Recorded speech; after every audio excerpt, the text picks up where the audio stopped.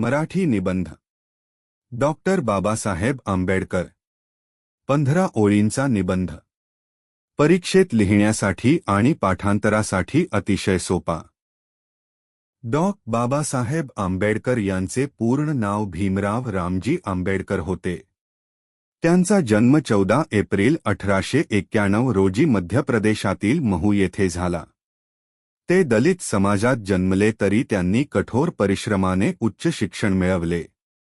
त्यांनी इंग्लंड आणि अमेरिकेत जाऊन कायदा व अर्थशास्त्राचे शिक्षण घेतले। आंबेडकर हे भारतीय राज्यघटनेचे शिल्पकार होते।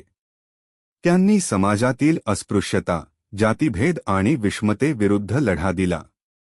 त्यांनी दलित व वंचित समाजाला शिक्षण व हक्क मिळवून दिले। त्यांनी बहिष्कृत हितकारिणी सभा स्थापन करून समाज प्रबोधन केले।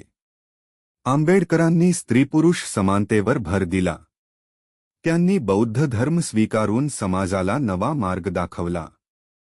त्यांचे विचार सामाजिक न्याय, समता आणि बंधुभाव यांवर आधारित होते। त्यांना भारताचे संविधान निर्माता म्हणून ओळखले जाते। 1990 साली त्यांना मरणोत्तर भारतरत्न पुरस्कार देण्यात आला। त्यांचे जीवन संघर्षमय पण प्रेरणादायी होते। म्हणूनच डॉक्टर बाबासाहेब आंबेडकर हे भारताचे महान नेते मानले जातात।